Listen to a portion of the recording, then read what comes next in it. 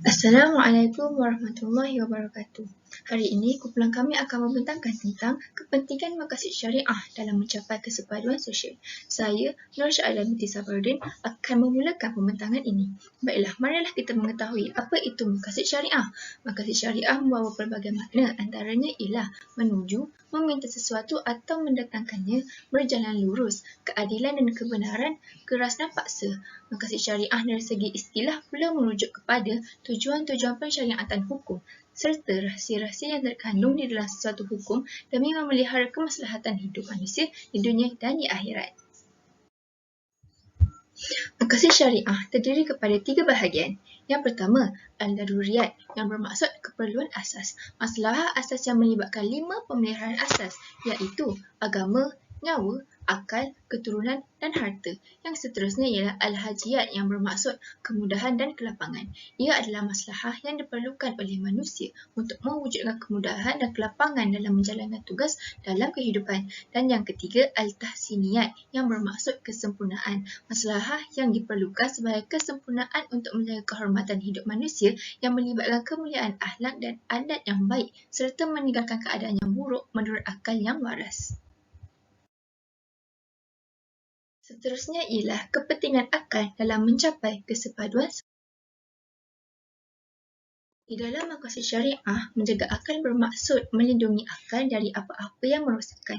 Oleh itu, menjadi tanggungjawab setiap manusia untuk menjaga akal yang dikurniakan dengan sebaik-baiknya dan mengelakkan perkara yang boleh memberi kemudaratan kepada akal. Seperti firman Allah dalam surah Al-Baqarah ayat yang ke-165, dan janganlah kamu sengaja mencampakkan diri kamu ke dalam kebinasaan dan baikilah perbuatanmu, kerana sesungguhnya Allah mengasihi orang-orang yang berusaha memperbaiki amalannya.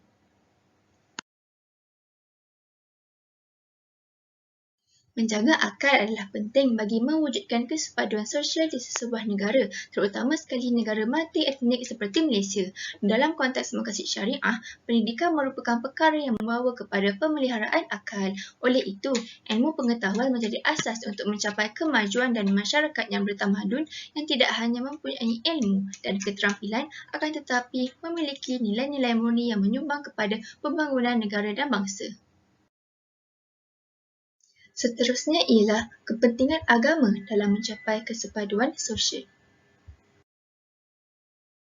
Jaga agama dalam konteks Malaysia bermaksud mengelakkan perkara yang melanggar dan memusnahkan asas-asas termasuklah mempertahankan negara, kedudukan Islam sebagai agama rasmi negara dan agama-agama lain boleh diamalkan dengan aman seperti mana yang telah termaktub di dalam perlembagaan persekutuan.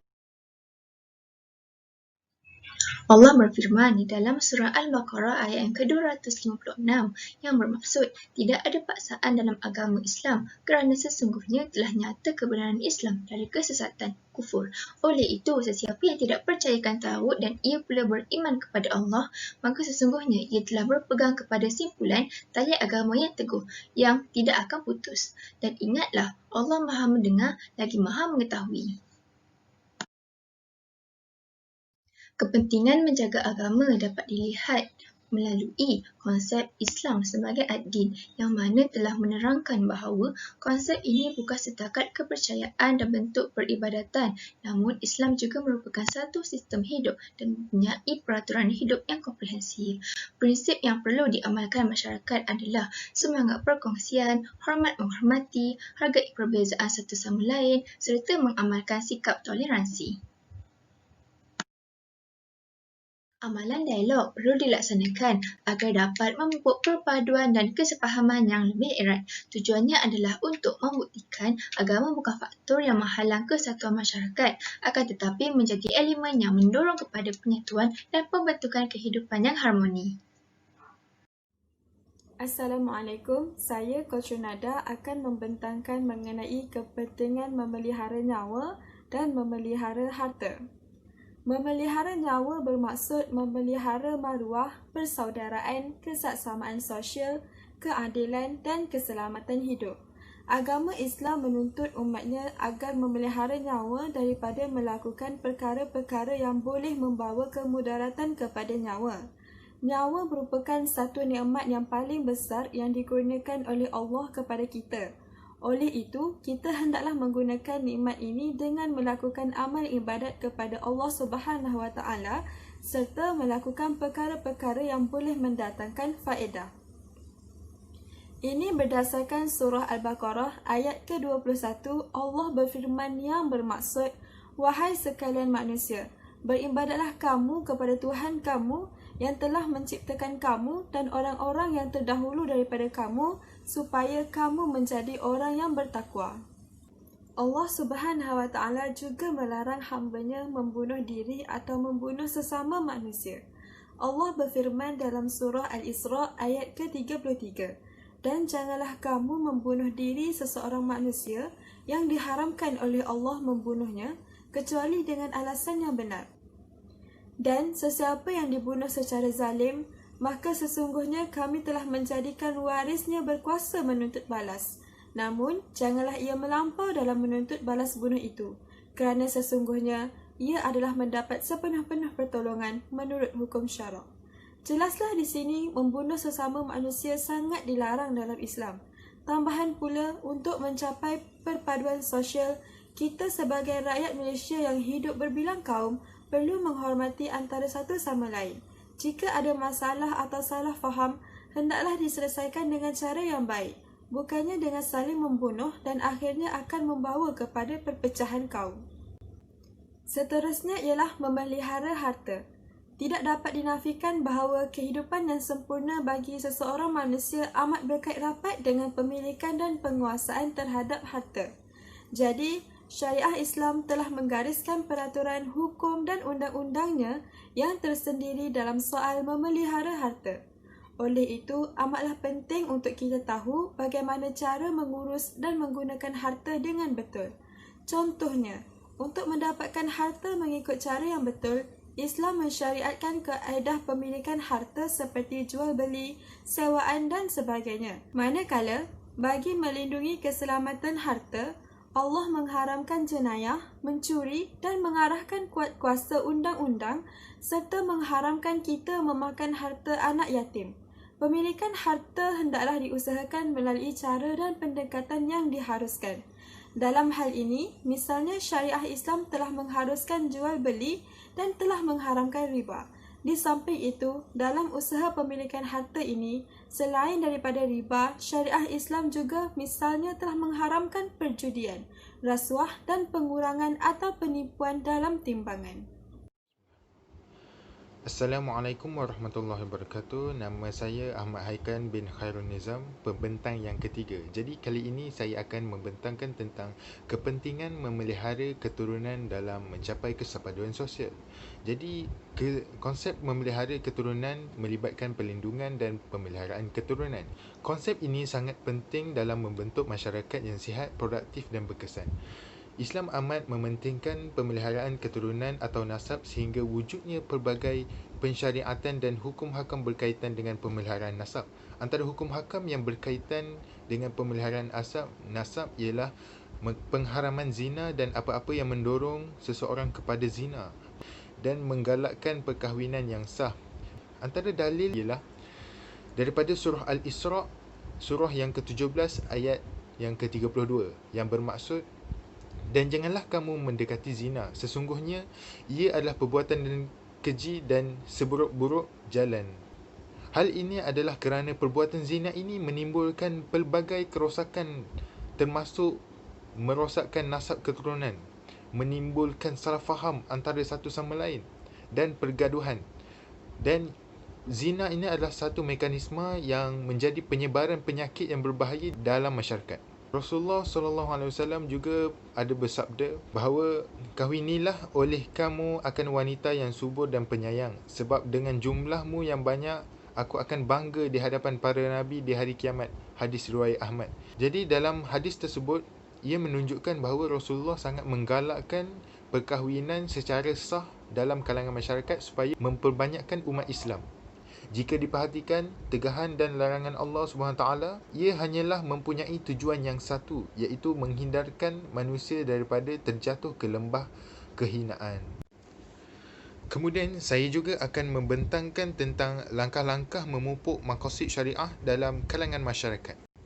Antara langkah terbaik dalam memupuk maqasid syariah dalam masyarakat ialah memberi pendedahan awal tentang maqasid syariah dalam sistem pembelajaran kepada golongan muda. Contohnya dalam subjek agama Islam, dimasukkan tentang ilmu-ilmu berkaitan dengan akhlak, ibadah, akidah, tasawuf dan sebagainya. Pendedahan awal kepada kanak-kanak ini sangat penting kerana mereka masih dalam proses belajar dan mengenal perbezaan di antara yang baik dan yang buruk.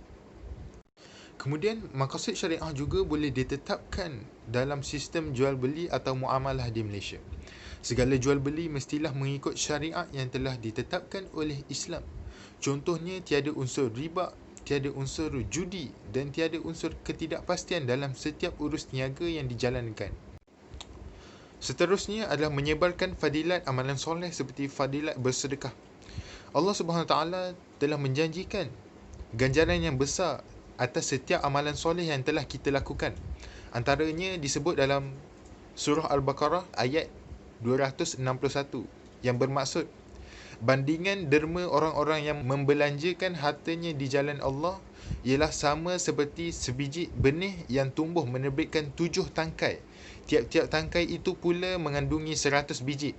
Dan ingatlah, Allah akan melipat kali gandakan pahala bagi sesiapa yang dikendakinya, dan Allah maha luas rahmat kurnianya lagi meliputi ilmu pengetahuannya. Oleh itu, semua pihak, tidak kira kerajaan, masyarakat maupun keluarga, perlulah bersatu bersama-sama kita menerapkan maqasid syariah dalam masyarakat supaya kehidupan kita lebih harmoni dan terjamin di dunia dan akhirat. Sekian, terima kasih. Assalamualaikum, nama saya Muhammad Hakim bin Rizan. Saya ialah pembentang keempat untuk pembincangan kumpulan ini. Saya akan membincangkan mengenai aplikasi maqasid syariah dalam kesepaduan. Bagi menjaga agama dalam konteks kesepaduan sosial, umat Islam perlu memastikan dan pelihara kedudukan Islam sebagai agama persekutuan. Hal ini kerana menjadi satu kesalahan jika kedudukan dan kepentingan Islam sebagai agama negara diketepikan untuk mewujudkan kesepaduan sosial dalam masyarakat. Atas dasar toleransi beragama, kita perlu menerima konsep pluralisme agama atau menyamakan semua agama yang di negara ini atau melihat bahawa tidak ada mana-mana agama yang mempunyai kebenaran yang terakhir. Justru itu, kita perlu menerima konsep yang sebahagian kebenaran itu juga dimiliki oleh agama ini. Oleh itu, menjaga agama dalam konteks kesepaduan sosial dapat diaplikasikan dalam masyarakat sekaligus mengeratkan hubungan sosial antara satu sama lain. Umat Islam wajib merasa yakin yang tidak ada agama selain Islam yang diakui benar, melainkan hanya Islam itu satu-satunya agama yang hak, tinggi dan diakui sah oleh Allah Subhanahu Wa Taala. Ianya menepati maqasid syariah sekiranya umat Islam sanggup berkorban untuk melakukan apa sahaja demi mengekalkan ketinggian dan kesucian Islam dan tidak membiarkan mana-mana pihak mengganggu kedudukan tersebut. Oleh itu, penganut agama lain mestilah menghormati kedudukan yang telah diberi perlembagaan dan tidak mencabar kedudukan tersebut kerana apa-apa cubaan untuk meruntuh kedudukan tersebut akan menyebabkan konflik besar antara kaum. Selanjutnya, bagi aplikasi memelihara keturunan pula, umat Islam perlulah sedaya upaya melaksanakan pelbagai langkah untuk memaju, membangun dan membebaskan diri daripada kemunduran, kemiskinan dan kejahilan supaya selari dengan etnik lain. Dengan itu, peruntukan perlembagaan yang memberi jaminan terhadap kedudukan istimewa orang Melayu adalah memenuhi maqasid syariah. Peruntukan tersebut tidak memasukkan untuk meletakkan kaum Melayu lebih atas daripada kaum lain atau bersikap bias terhadap kaum lain. Peruntukan tersebut adalah langkah yang dicorak dan dipersetujui bersama bagi memajukan kaum Melayu dari aspek ekonomi, memandangkan data-data ekonomi menunjukkan yang kaum Melayu jauh ke belakang dari kaum lain. Kaum Melayu akan terus mundur jikalau tiada peruntukan tersebut. Kaum Melayu mendapat keistimewaan seperti termaktub dalam perlembagaan dari tambahan kepada ekonomi keseluruhan dan bukan melalui rampasan harta orang bukan Melayu. Jikalau kesinambungan pencapaian ekonomi tidak dibaiki, kemungkinan berlakunya kehancuran yang boleh mencetuskan konflik antara kaum seperti berlaku di negara-negara lain. Sementara itu, aplikasi maqasid syariah dalam kesepaduan sosial dari aspek mengawal nyawa ialah dengan membuktikan Islam sebagai agama keselamatan, kedamaian dan perpaduan dapat direalisasikan. Ianya menepati makasih syariah apabila dasar-dasar kerajaan yang digobal membentuk kepada perpaduan antara etnik dan mencegah permusuhan. Ciri dan matlamat Islam ini dapat dicapai melalui penghebahan fahaman kesederhanaan atau wasatiyah sebagai satu usaha dalam sesuatu bidang di negara ini. Segala permasalahan yang terjadi, sama ada merangkumi hubungan interetnik atau intraetnik, perlu dielakkan melalui mesyuarat, rundingan dan dialog berdasarkan kepada ilmu dan hikmah supaya titik pertemuan dan persefahaman dapat dicapai.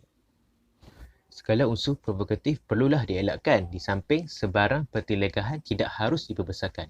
Umat Islam seharusnya menjauhkan diri mereka daripada unsur-unsur yang menjerumus kepada pertumpahan darah dalam menyelesaikan sebarang perbalahan etnik.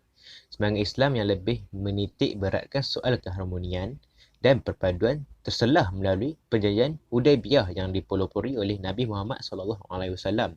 Perjanjian ini berlaku pada 6 Hijrah, memaparkan sikap Islam yang menciptakan keamanan dan berusaha mengelakkan peperangan serta memaparkan sikap toleransi Islam yang sangat tinggi.